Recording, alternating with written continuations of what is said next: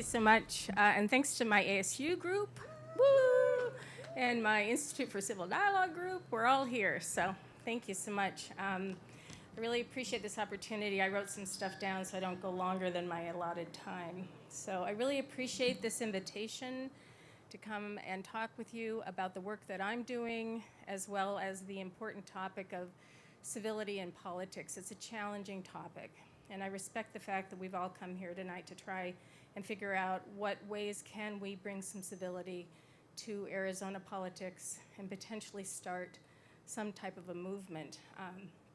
So for the last 18 years, almost 20 years, I've collaborated with my colleagues John Jeanette, who's here tonight, and Clark Olson, and we have developed strategies for having challenging conversations about topics that people usually run away from. The controversial, hot topics that people need to be talking about is the work that we've been doing at Arizona State University in the communication department at the Tempe campus, as well as in a nonprofit. And we started a nonprofit because we wanted to go out into the community to be able to take this grassroots movement to folks who really needed it. And we've found it to be great. So we can do research and teaching at the university. We can do that kind of labor that has really informed our work. But then we can go out, and we can go out to libraries, and we can hear what people are thinking and feeling, and it's been a benefit to us.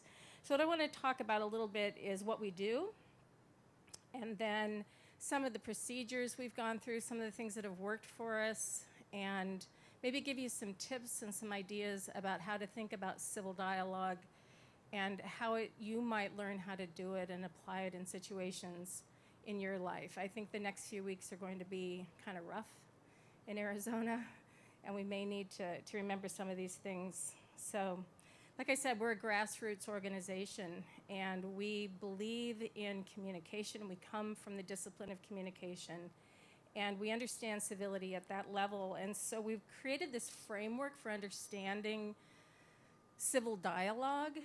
And so I want to talk you through that a little bit. It begins with an individual's capacity to engage in civil communication, and you don't start to understand how to be a civil communicator until you define civility.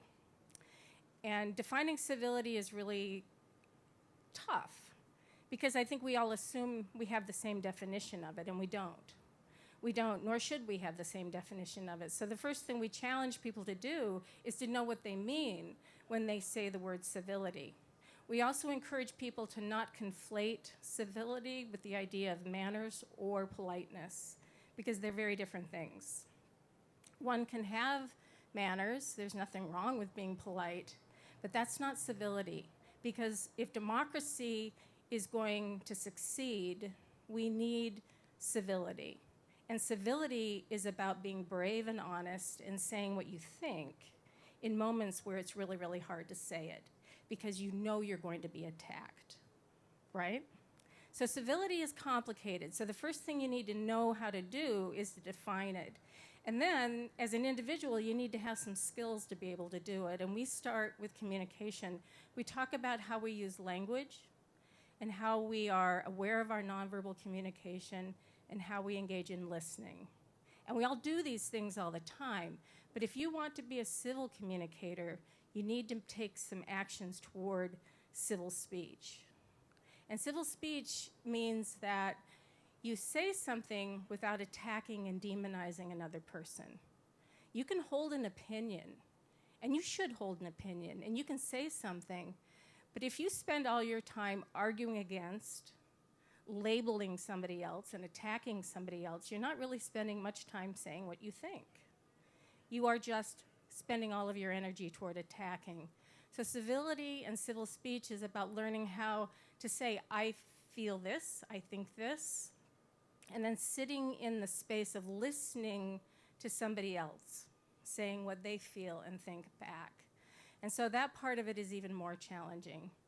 It's amazing what a simple question can do to ask somebody, why do you think that? Or why do you feel that? And then you have to honestly listen to what they have to say. Because if you're not open to listening to it, and you're only ready to attack what they're saying, then you're probably not going to get anywhere with that other person. So we teach about these individual skills of listening and speaking and how it is that we can kind of take care of ourselves and understand what we feel and think. And John and I have a really great story. We were up at NAU many years ago, and there was a student who was in the middle of a civil dialogue with us, and they talked all the way through the dialogue, and at the end of the dialogue, they said, "I have no idea what I think. I realize all I've been doing is saying what my mother thinks. And I need to think about this, and maybe next time I will have something to say that I really feel and think." And so taking the time to know what you think, being brave enough to say it out loud is part of the work that we're doing. The other thing we do is we talk about using civility in groups, and that's moving. In our work, we do something called story scope, and that's when groups come together to tell personal stories in story circles. And the reason it's the work of civility is it's really interesting. I can argue against what you think or your opinion, but I can't really attack your story, because your story is your story. And so if we spent more time in groups listening to one another's stories, we would connect with one another's humanity. And if we could connect with one another's humanity, we would be less likely to be lashing out at one another. So some of the work that we do at the Institute for Civil Dialogue is to bring people together, to tell their stories, and then to really examine topics through narrative. And it's amazing work. People come away feeling like they've been heard, and that what they had to say was listened to. And again, that's a big thing.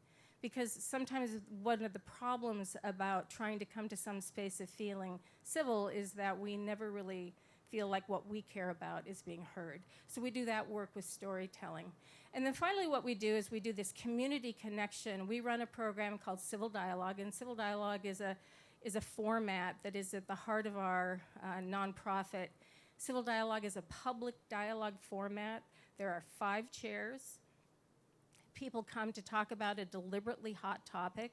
We talk about abortion. We talk about taxes. We talk about guns on campus. We talk about marijuana. So the hotter the topic, the more likely we are to invite you to come to a civil dialogue to have a conversation.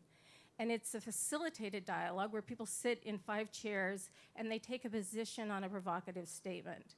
And everybody has an opportunity to say why they would agree with the statement or disagree with the statement. And then the audience of the dialogue is also able to contribute and talk about why they would support it or ask questions of the core dialogue participants. And the reason for 18 years these civil dialogues have been amazing. In libraries, I went down to the Senate and did one. We've been all over the world, all over this country. The reason they work so well is that you are being asked to hold space with somebody else's opinion in a format that's asking you to be respectful, to not interrupt, and to take the time to really take in another idea. And in that circle, when you're sitting, it's transformative, because all of a sudden, it's not just about you. It's about, can we put the topic in the middle of the dialogue and really focus on that and stop labeling one another and stop interrupting one another. So the format of civil dialogue is the work we do. We go into schools and the libraries and all over the city. And I'm happy to talk more about civil dialogue, about story scope, the work that I'm doing, because I feel very passionately about it, both as part of my teaching and research at ASU, but also about community work.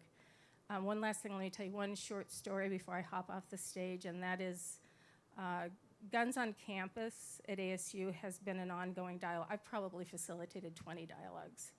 And one of the statements that we use frequently is we ask people to say whether they agree, disagree, are neutral or undecided about the statement, "I feel safer with guns on campus."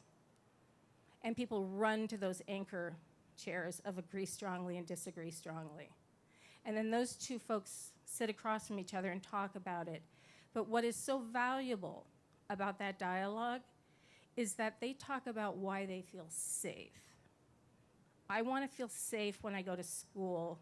I want to go to school and feel safe without a gun. I want to be in my office and feel safe with a gun. I want to be in my office and not worry that somebody has a gun. And it's the humanity of talking about their safety that takes us through the dialogue. And I would hope that we would be able to have our politicians and our leaders listen to those dialogues and listen to how people feel about those issues from that perspective, because I think we could go pretty far. So thank you for your time.